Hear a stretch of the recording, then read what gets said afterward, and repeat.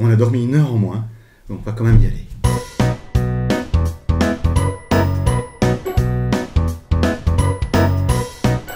Bonjour à vous les origamistes, je suis Angelo. Je suis Brigitte. Nous sommes des amateurs de jeux de société. Et ensemble, nous formons la chaîne Brigello.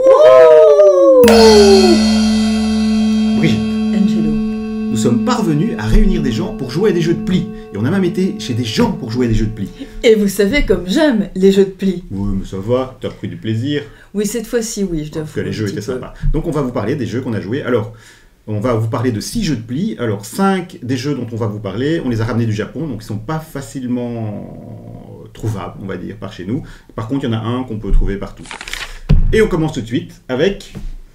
Nokosu haut du panier, Dice. Nokosu Dice. Alors, Nokosu, en japonais, ça veut dire laisser, et donc ça veut dire le délaisser. Enfin, Voilà. pas le délaisser, mais le dé qu'on laisse. Enfin, voilà. Voilà, vous comprendrez pourquoi. Oui, avec une fois qu'on a expliqué la mécanique, ça fait sens. Donc, c'est un jeu qui date de 2016. Moi, je pensais que c'était une nouveauté, parce qu'il a été disponible à Essen l'année cette passée. année, ouais, Tout le monde se l'arrachait, il n'y en avait pas assez pour tout le monde. Et en fait, non, c'est un jeu qui date de 2016, donc c'est une réédition d'un jeu qui date de 2016, et c'est un jeu de Yusuke Matsumoto. Et au 3e magasin qu'on a fait au Japon, on l'a finalement Oui, trouvé. on a fait un voyage au Japon et on l'a trouvé au Japon. Ce qui est bien pratique pour trouver des jeux japonais. Donc, ce jeu, il a fait le buzz depuis l'année passée, depuis sa ressortie à Essen.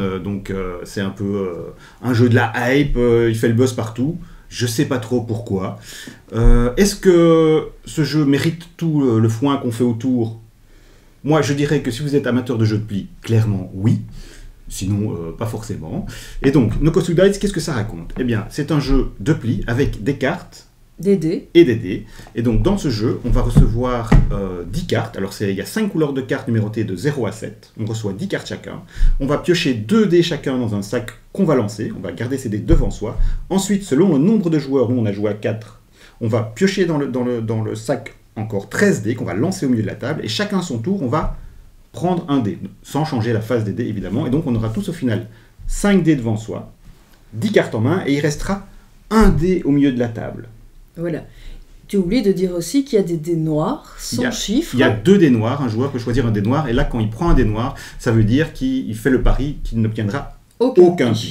Alors, le dé qui reste au milieu représente l'atout. Enfin, c'est un double atout ici dans ce jeu. Parce que si, par exemple, il y a un 5 rouge au milieu de la table, ça veut dire que toutes les cartes rouges sont des atouts, et tous les 5 sont des atouts. Et si un joueur entame un pli avec une carte rouge, par exemple, tous les joueurs devront jouer atout, c'est-à-dire soit une carte rouge, soit un 5. Donc ça, c'est un peu l'originalité du jeu au niveau de la mécanique du jeu. Et les dés que les joueurs ont pris remplacent ou font l'office de carte. Tout à fait. Donc à son tour de jeu, on peut jouer une carte ou un dé. Et donc le dé, c'est comme une carte. S'il y a un 3 bleu, c'est une carte 3 bleus. Enfin, un dé 3 bleus. Voilà. Par contre, on est obligé de garder un dé à la fin de la manche. Donc on doit jouer, mais garder un seul dé devant soi. Voilà. Et ce dé-là, finalement, le chiffre qui sera sur ce dé désigne un objectif personnel. Voilà, donc par exemple, si c'est un rouge 3, l'objectif, ce serait de faire 3 plis. Exactement. Voilà, donc c'est-à-dire qu'on va gagner 1 point par pli, et en plus, on peut gagner des points bonus. Si par exemple, il me reste effectivement un dé 3 devant moi, si j'ai réussi à faire exactement 3 plis, je vais gagner 10 points par joueur qui ne sont pas parvenus à remplir leur objectif. Je ne sais pas si vous suivez.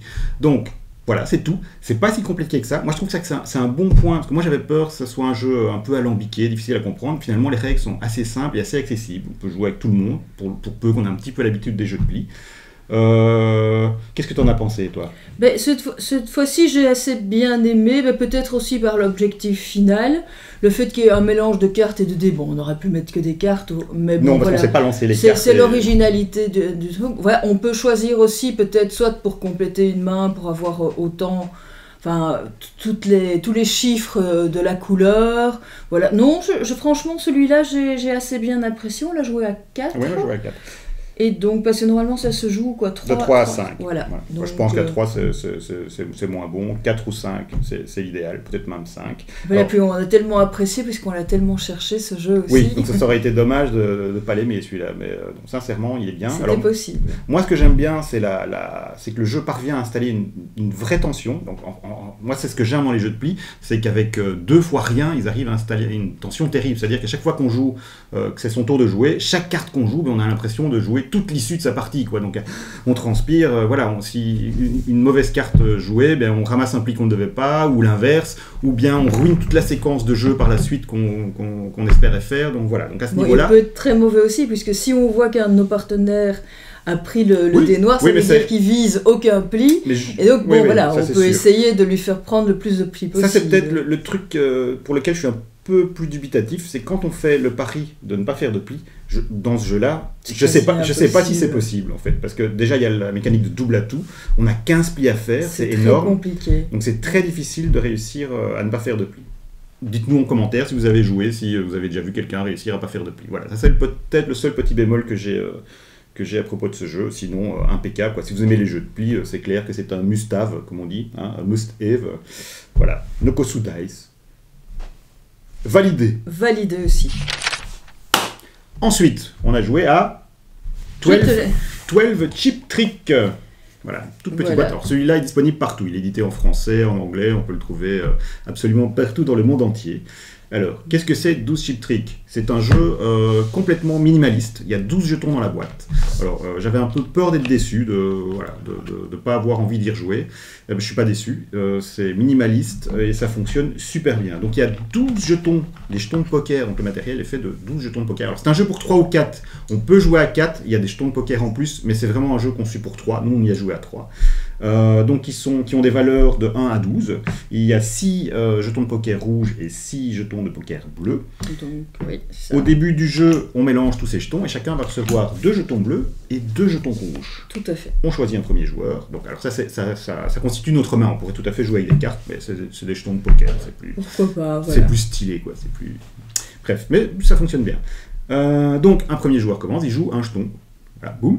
Et chacun à son tour, les autres joueurs vont jouer un jeton. Celui qui a joué le jeton le plus fort l'emporte. Et donc là, il peut choisir un jeton au milieu de la table. Parmi les 3. Mais il est obligé de prendre un rouge s'il y a un rouge. Il prend ce jeton et il le laisse face visible devant lui. Donc il n'est pas dans sa main. Donc il a un jeton en moins dans sa main. Les autres joueurs, dans le sens des lignes du monde, vont pouvoir ramasser un jeton.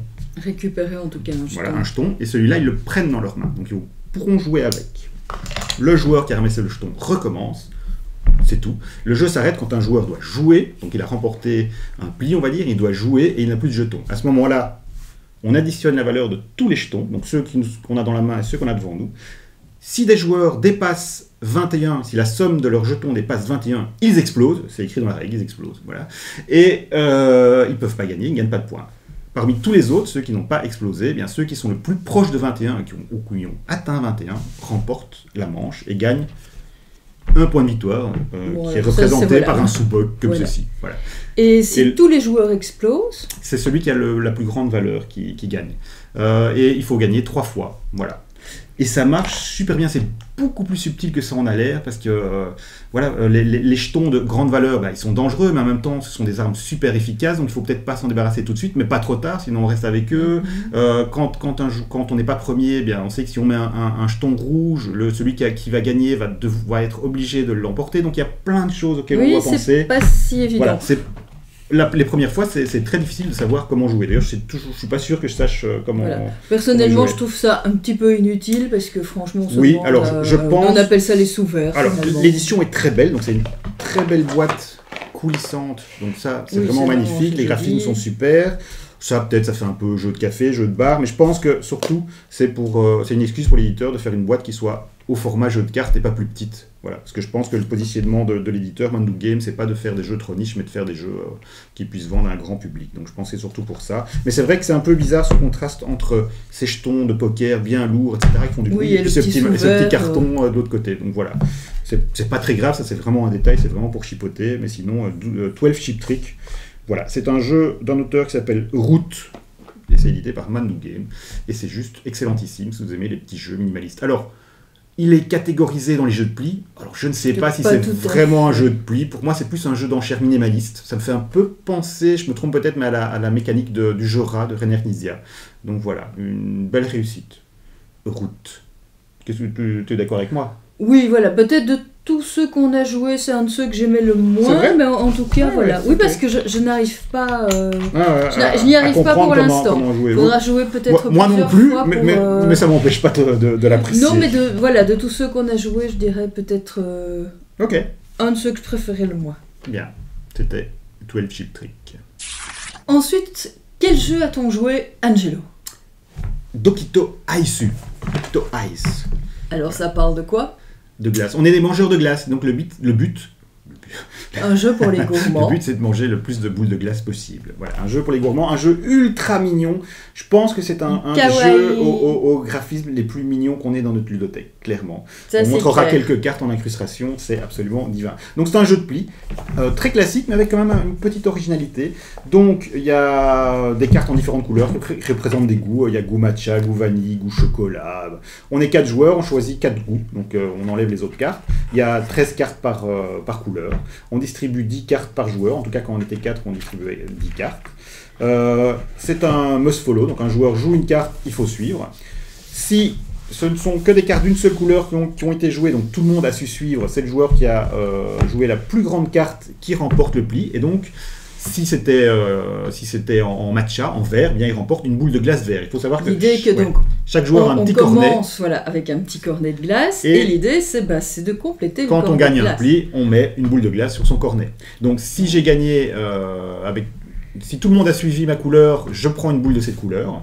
Si par contre il y a des couleurs différentes qui ont été jouées, il y a des joueurs qui n'ont pas pu suivre et qui ont joué d'autres couleurs, là c'est là qu'est la petite originalité, c'est le joueur qui a joué la plus petite carte parmi toutes les cartes jouées qui va remporter le pli et qui peut choisir une boule de glace. Lui, il peut choisir la boule de glace qu'il veut. Alors il faut savoir qu'il y a 3 boules de glace de chaque et qu'il y a toujours une boule de glace avec une petite étoile. Elles sont face cachée, on ne sait pas laquelle on pioche. Et donc ça vaut un petit topping, voilà, un point en plus. C'est ça, donc chaque boule de glace vaut un point et si on a la chance d'avoir le topping, on a un point en plus. Voilà, les petits points sont très très mignons. Le problème, c'est qu'il ne faut pas être trop gourmand. Voilà. On peut manger... Quand on est trop gourmand, ça nous retombe dessus. On peut manger 3 boules de glace. Dès qu'on en a plus, si on en mange une 4e, c'est foutu. On est cuit, on est éliminé. On ne gagne pas de points.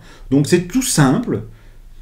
C'est très simple. Il n'y a pas d'atout d'ailleurs dans le jeu, mais c'est très mignon, ça marche très bien. Il y a cette petite tension, parce qu'il faut faire attention à ne pas ramasser trop de boules. On peut essayer de forcer des joueurs à en prendre, comme d'habitude dans les jeux de pli. C'est pas un jeu très compétitif, mais il est sympa. Oh, il est très mignon. Ouais, on a passé un bon moment. Il n'est pas dans mon top, mais il est agréable et surtout, au niveau matériel, c'est quand même très tombé par terre. Donc Dokito Ice, un jeu de 2 à 5 joueurs. Vraiment très accessible. Un jeu de pli très accessible, qui mériterait d'être... C'est un jeu qui date de 2021. Je pense qu'il n'y a jamais eu d'édition ailleurs. C'est la seule édition, une édition japonaise.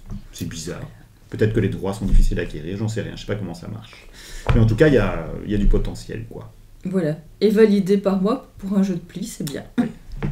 Je valide. Bien.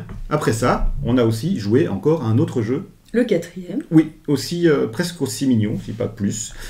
Ouais, en tout cas, tout aussi mignon. Voilà, donc si vous aimez les chiens, ce jeu est fait pour vous. Il s'appelle Dog Tag Trick. Alors, un jeu de pli de nouveau. On verra. Pas tout à fait. Mais le principe. Donc en fait, c'est un concours de beauté. Donc on a soit le concours canin. Donc soit on a le concours principal, soit le secondaire. Donc vous avez des cartes avec des valeurs et à chaque fois sur cette carte, des magnifiques petits chiens. Je ne sais pas si vous les voyez. De 1 à 10. Voilà. Très très mignon. Il y a aussi à chaque fois un petit symbole, donc ça a son importance également. Donc voilà, on joue de plusieurs façons. Soit on fait le concours principal, et là il s'agit d'à chaque fois déposer 2 cartes. Soit on dépose un multiple de 10, donc par exemple une carte de 5, une carte de 10, une carte de 7 et une carte de 8. Et donc là, soit le joueur suivant doit suivre là-dedans, soit il a la possibilité de participer au concours secondaire, de ne déposer qu'une carte. Ouais. S'il suit, en fait, celui qui emportera le pli, c'est celui qui a dans son pli de 15 la carte la plus élevée. Donc par exemple, si on a 8 et 7 et 10 et 5, c'est le 10 qui l'emporte. Tout à fait. Imaginons qu'on ait 2 fois 8 et 7, celui qui l'emportera, c'est en fait en fonction des symboles. Donc par exemple, celui qui a le 8 avec le symbole, c'est un peu pierre, papier, ciseaux. La petite empreinte, c'est mieux que la niche. Il y a une hiérarchie des symboles. Voilà. Simplement.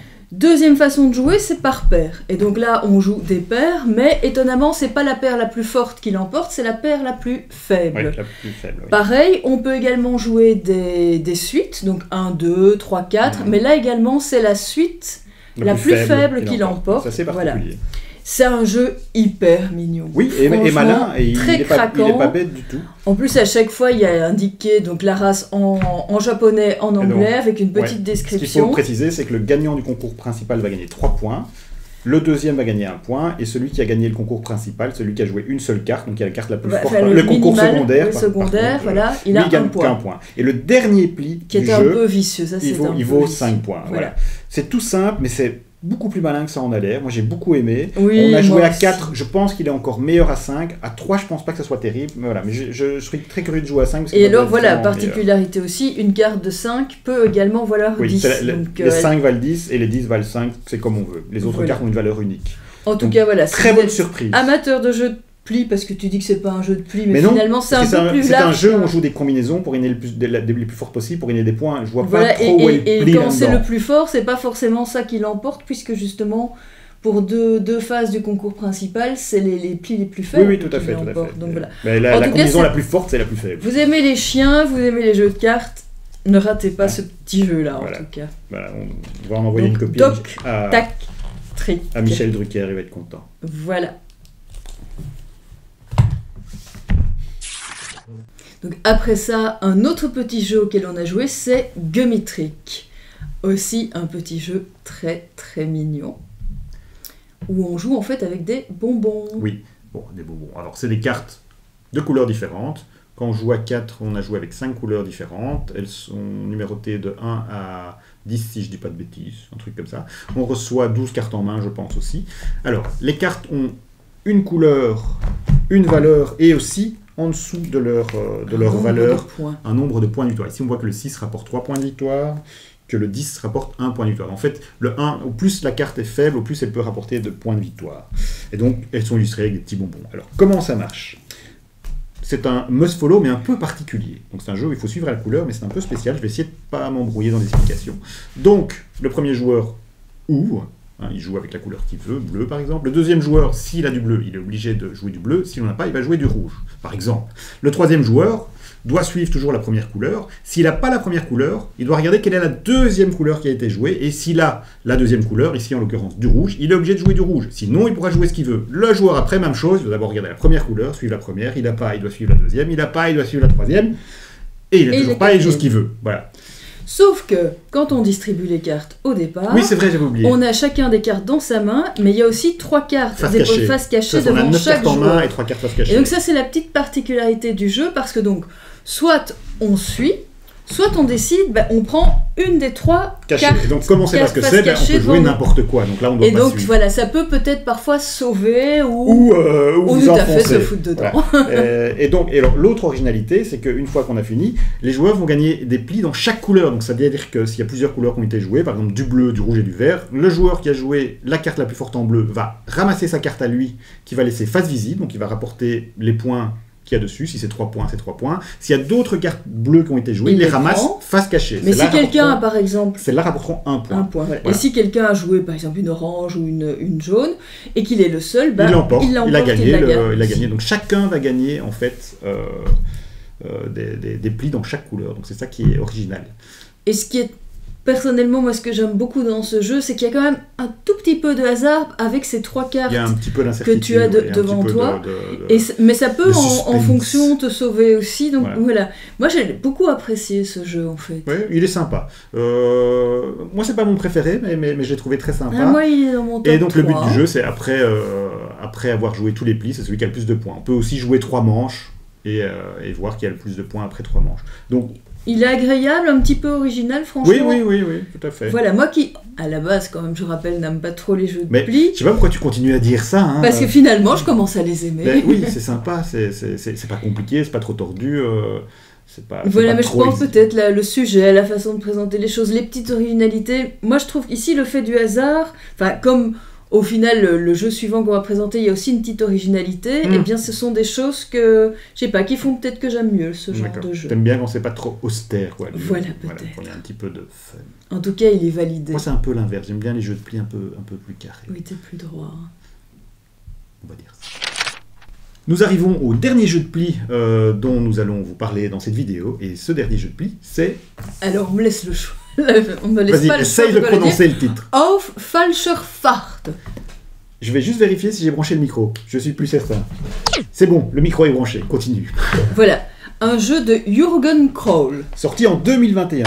Alors, c'est un jeu génial. C'est un jeu de pli, enfin moi je l'adore. Il est sorti en 2021. Il n'y a qu'une édition japonaise et allemande. C'est un scandale. Voilà. Je te laisse expliquer. Oui, d'accord. Donc, c'est finalement assez classique. La base du jeu est très classique. Je ne sais plus combien de couleurs il y a dans 5 couleurs, numérotées de 0 à 12. Voilà, très simple. Et il y a aussi 4 jokers pour jouer avec une variante avec joker. Là, on n'a pas essayé, c'est une variante. Comment ça marche? Eh bien, le jeu de pli est très classique, c'est-à-dire que c'est un jeu de pli, il faut suivre à la couleur, etc. Et il y a une couleur d'atout. Et rien de spécial à ce niveau-là. L'originalité, c'est qu'une fois qu'on a reçu sa main de cartes, avant de démarrer la manche, la main, on va dire, chaque joueur choisit une carte face cachée. On les met ensemble, on les mélange, comme ça on ne sait pas quel joueur a placé quelle carte, et on les met au milieu de la table. Et au début, il y a une couleur d'atout qui est, on démarre avec le rouge. Et donc, on va jouer des plis, de façon classique. Le joueur qui a joué l'atout l'emporte. S'il n'y a pas d'atout, c'est la carte la plus forte dans la couleur qui mane, qui l'emporte. À partir du deuxième pli, donc après le deuxième pli, on tourne la première carte face cachée. À partir du troisième pli, la deuxième, troisième, quatrième. Une fois qu'on a les 4 qui sont révélés, on additionne, on fait la somme de ces cartes. Si la somme à 4 joueurs ne dépasse pas 23, l'objectif de la manche, c'est de ramasser le moins de plis possible. Si la somme dépasse 23, l'objectif de la manche, c'est de remporter le plus de plis possible. Et celui par exemple, si l'objectif c'est de remporter le plus de plis, celui qui aura remporté le plus de plis va gagner 4 points, le suivant 3 points, etc. Le dernier remporte toujours 0 points. Et même chose, si l'objectif est de gagner le moins de plis possible, celui qui a le moins de plis va gagner 4 points, 3 points, etc. Et celui qui aura le plus de plis, 0 points. Petit suspense, voilà. Soit on le sait déjà, la deuxième carte révélée, parce qu'on a choisi par exemple 2-12. Oui, soit il faut peut-être attendre jusqu'à la dernière carte. C'est pas parce qu'il y a un 10 et un 11, les autres joueurs ont très bien pu jouer un 0 ou un 1. Donc c'est là qu'est tout le fun et le retournement de situation du jeu. Parfois on se plante de façon admirable. Un petit point de règle aussi, je fais un petit insert quelque part, je verrai bien, un petit point de règle qu'on a oublié, qui est quand même très important, qui ajoute beaucoup de sel au jeu, c'est que quand on joue une manche, quand il reste 4 cartes en main à chaque joueur, donc avant de jouer, je suis trop fatigué pour compter, mais quand il reste 4 cartes à chaque joueur, le joueur qui remplit le moins bien l'objectif de la manche, c'est-à-dire par exemple s'il faut ramasser le moins de plis possible, celui qui en a le plus, peut changer s'il veut la couleur de l'atout pour essayer de se rattraper. Voilà, s'il y en a deux... S'il y a 2 joueurs à égalité pour le moins de cartes, l'atout ne change pas. Donc ça c'est un petit point de règle aussi qui ajoute beaucoup de sel et qui permet un peu de rééquilibrer le jeu. Voilà, c'était le petit insert que je vous voulais faire. Voilà, donc c'est vraiment super simple finalement comme principe. Entre nous, on pourrait même y jouer avec un jeu de cartes classique. Voilà, mais ici les dessins sont quand même assez sympathiques. Je crois qu'il y a une voyante, un détective... Je vais essayer d'ouvrir la boîte. Tu vas allumer. C'est pas grave, j'ai compris ces bêtises. Oh, je continue à essayer d'ouvrir la boîte. Voilà, ça me... Hop, alors. Il y a des jetons qui servent à rien, c'est pour comptabiliser les manches, et je ne sais pas où sont... Mais oui, les cartes ne sont pas dans la boîte. Elles sont dans une boîte en plastique. Parce qu'il les a slivées.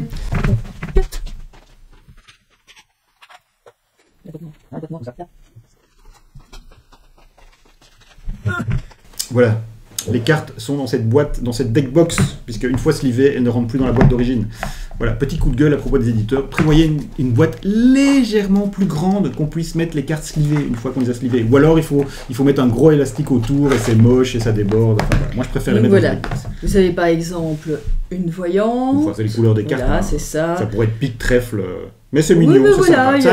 C'est un charme. Il y a le policier à la baguette. Policier à la baguette, oui, tout à fait. Voilà, qu'est-ce qu'on a d'autre? On a un détective, si je ne me trompe. Voilà. Bref, qui fume sa pipe. C'est un jeu, je trouve, magistral. C'est une idée simple, efficace, qui fonctionne très bien. Je pense que tu as aimé aussi le jeu. Tout le monde à table a aimé le jeu. Le seul petit bémol, c'est que normalement, il faut jouer un nombre de manches égal au double nombre de joueurs. Donc c'est un peu long. Donc, si on est 4, il faut jouer 8 manches. Nous, on en a joué 4 parce qu'on trouvait ça quand même long. Et donc au final, au bout du nombre de manches décidé, en fait, normalement 8, eh bien c'est celui qui a le plus de points qui l'emporte. Voilà. Et c'est vraiment un petit bijou... toujours pas édité dans une autre langue que l'allemand et le japonais, on ne comprend pas. En cherchant justement la 5e carte, je me rends compte que quand on joue à 4, est-ce qu'on ne supprime pas un des personnages? C'est possible, mais ça c'est des détails de règles qu'il faut vérifier, ça, voilà, c'est pas très grave. Donc voilà, c'est ce jeu-là, Auf Falscher Fahrt, qui signifie, je pense, sur la mauvaise route ou sur le mauvais chemin. conclut cette vidéo. Merci à vous de l'avoir regardée. Et on vous retrouve la prochaine fois. Ciao.